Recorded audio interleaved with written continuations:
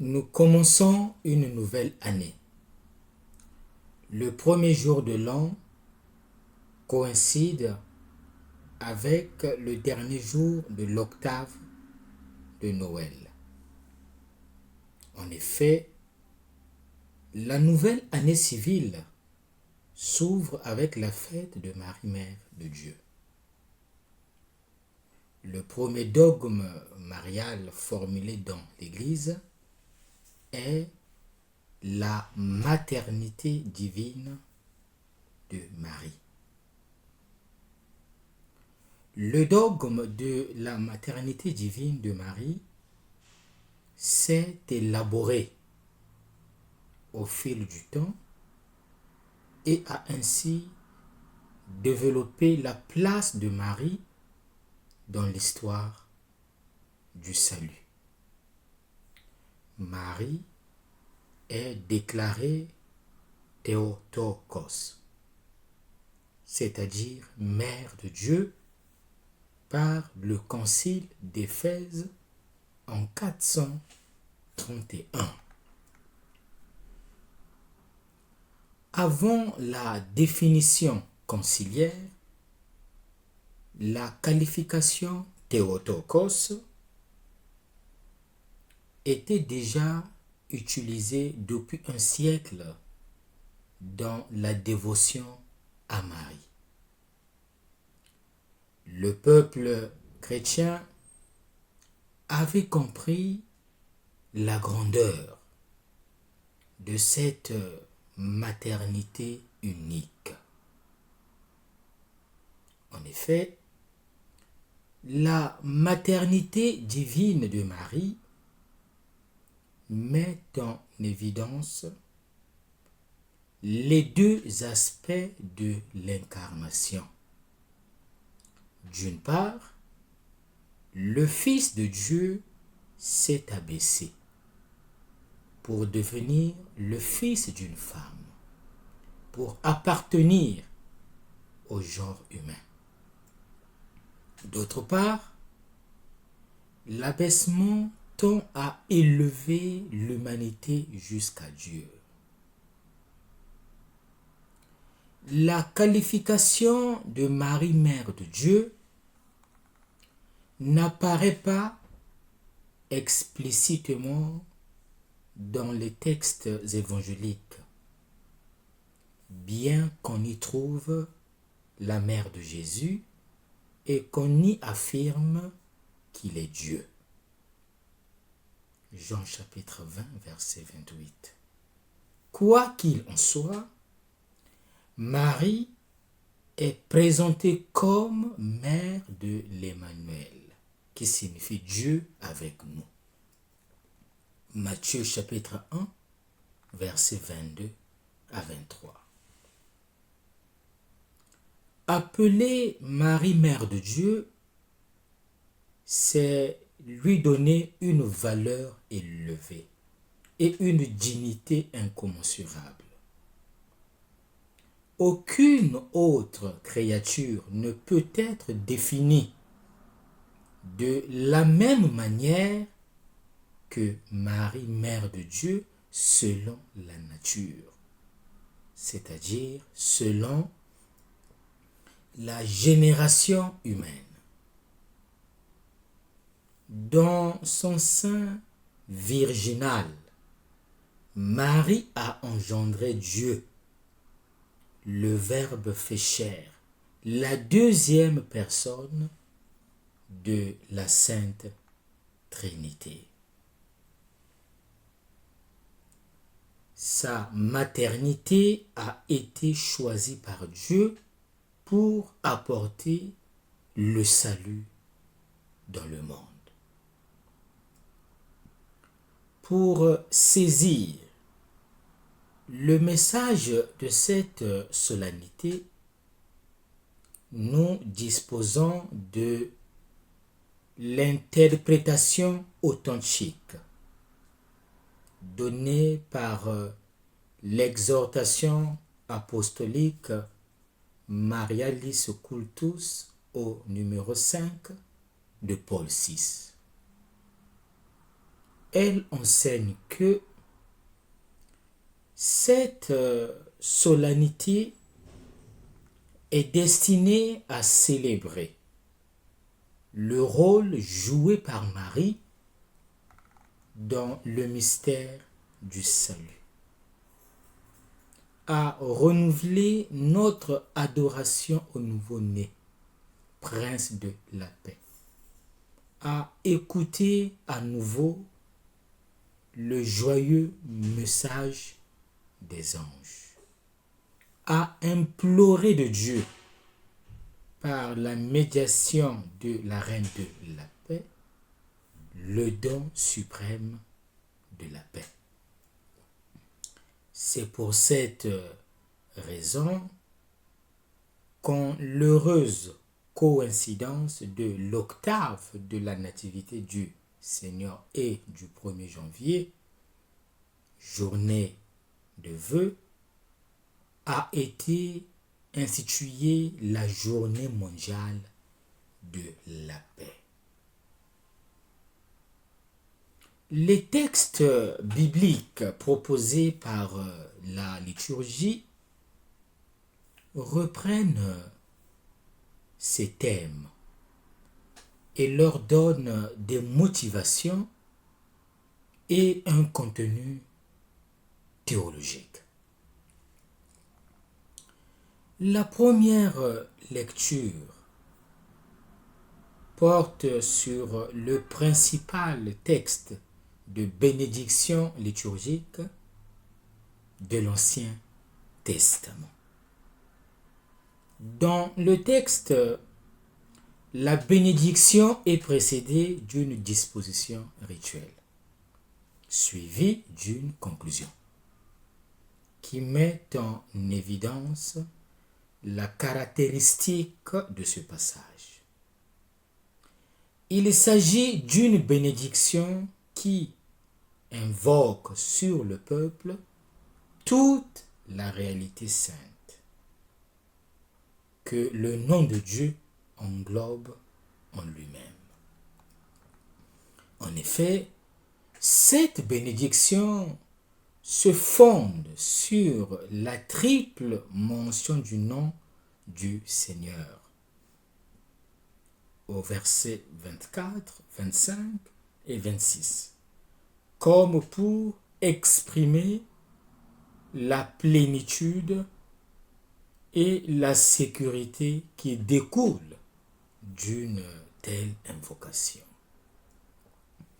Que le Seigneur te bénisse et te garde, c'est-à-dire qu'il te préserve du mal physique et moral, qu'il te préserve de toute défaillance. Que le Seigneur tourne vers toi son visage et qu'il t'apporte la paix.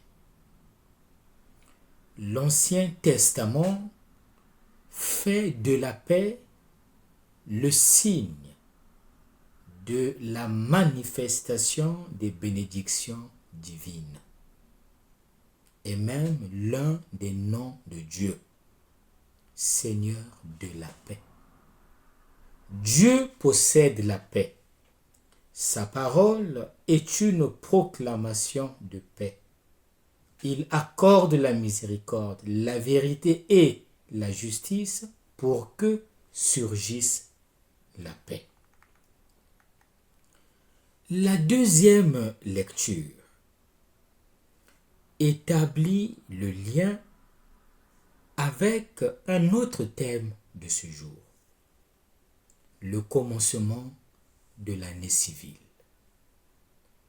en rappelant la plénitude des temps dans laquelle Dieu envoie son Fils. Jésus naît d'une femme et l'homme est adopté comme fils. La plénitude est un thème caractéristique de la théologie de Paul. Il y a en effet une plénitude de Dieu qui nous est manifestée par l'amour du Christ. Une plénitude du Christ en qui habite corporellement la plénitude de la sagesse et de la connaissance divine. Une plénitude de l'Église dans laquelle le Christ réalise mystiquement son propre corps. Une plénitude que les païens et Israël atteignent lorsqu'ils reçoivent le Christ. Pour faire bref, la plénitude des temps dans laquelle le Christ est né d'une femme et sous la loi concerne le passé et les attentes messianiques. La réalisation de cette plénitude a mis en marche l'accomplissement de la plénitude au sens absolu et définitif. Ainsi, au seuil de la nouvelle année civile, résonne l'invitation à avancer vers la lumière du nouveau soleil qui se lève d'en haut. Dans la perspective chrétienne, il n'y a pas de plénitude en dehors de celle du Christ. L'évangile de la fête de Sainte Marie, Mère de Dieu, est la suite immédiate de l'évangile de la messe de la nuit de Noël. Suite à l'annonce de l'ange de la naissance de Jésus au berger et le don d'un signe, ces derniers se hâtent pour constater la réalité des événements. Les bergers se hâtent comme Marie lors de la visitation d'accomplir la mission du Seigneur. Car l'invitation du Seigneur ne tolère aucun retard. Les bergers commencent à contempler l'enfant dans la mangeoire. Les hommes commencent à contempler l'enfant dans la mangeoire. En Jésus se trouve le salut et l'honneur de Dieu. Guidés par Dieu, les bergers le trouvent selon le signe. Un nouveau-né emmailloté et couché dans une mangeoire. Car Dieu guide pour que l'homme le trouve. Alors, les bergers voient de leurs propres yeux Marie, Joseph et l'enfant couchés dans la mangeoire. Marie est nommée en premier. Cette mention témoigne de l'estime que l'évangéliste porte à la mère de Jésus. L'enfant couché dans la mangeoire est le fruit de la maternité de Marie. Un fruit désiré, espéré, attendu dont la mère elle-même garde le mystère et le médite dans son cœur. Cet enfant porte le nom de Jésus, qui signifie Dieu sauve. Ce nom fait voir ce qui est spécifique de la personne. Jésus, Dieu parmi nous. Dieu proche de nous, Dieu amour. Connaître le nom, c'est entrer en relation avec cette personne. Découvrir son mystère et le rôle qu'il remplira. Ce nom que reçoit l'enfant a été donné à Marie par l'ange qui l'avait rendu visite. Comme nous le voyons, l'évangéliste Luc parle de la maternité de Marie à partir de son Fils, car c'est lui le Verbe de Dieu, qui fait que la maternité de Marie est qualifiée de divine. Mais l'Église, avant de justifier la maternité de Marie comme divine, a pris soin de la définir comme vraie. En 431, lors du concile d'Éphèse. La maternité divine de Marie est un mystère à la fois terrestre et céleste. Dans le sein de la Vierge s'est produit l'échange merveilleux par lequel Dieu s'est fait homme et l'homme a reçu en lui la divinité. En Marie, pendant 9 mois, a habité la deuxième personne de la Trinité. La Vierge Marie l'a accueillie en son sein. En nous habitent aussi les 3 personnes divines. Quel accueil leur réservons-nous? Quel est l'enseignement à retenir? Aujourd'hui, la Vierge Marie est proclamée Mère de Dieu par la liturgie. Ce titre exprime bien la mission de Marie dans l'histoire du salut.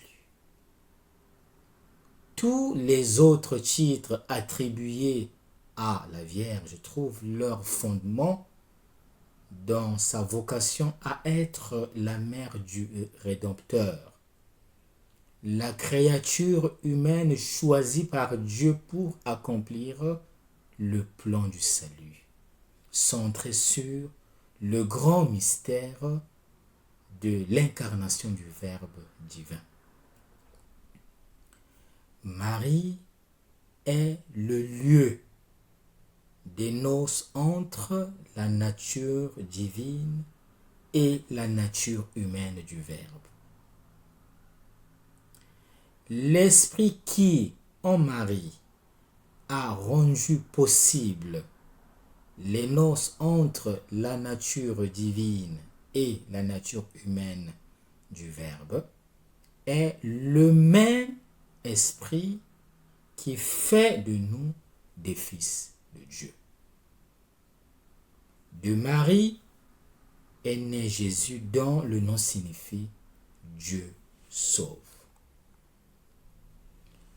Entamons l'année au nom de Jésus, né d'une femme, né de Marie. Donnons ce nom à l'année qui commence. Marquons notre front, notre esprit et notre cœur de la croix de Jésus. Disons avec foi, notre secours est dans le nom du Seigneur. Puis, franchissons hardiment le seuil de l'année nouvelle. Si son nom y brille, même l'heure la plus sombre sera toujours une heure de l'année du Seigneur. et de son salut. C'est mon souhait le plus sincère. Que le Seigneur vous bénisse et vous garde. Qu'il tourne vers vous son visage et vous accorde la paix. À quoi nous convie cette solennité? Nous sommes exhortés à contempler Jésus dans la mangeoire que la Vierge Marie offre à la contemplation de ceux qui viennent adorer le Sauveur. Les bergers, les pauvres de Bethléem, les mages venus d'Orient, plus tard, lors de la fête de la présentation du Seigneur, que nous célébrerons le 2 février, ce seront le vieux Siméon et la prophétesse Anne qui recevront des mains de la mère le petit enfant et l'adoreront. Nous sommes les contemporains des bergers, des mages, de Siméon et d'Anne.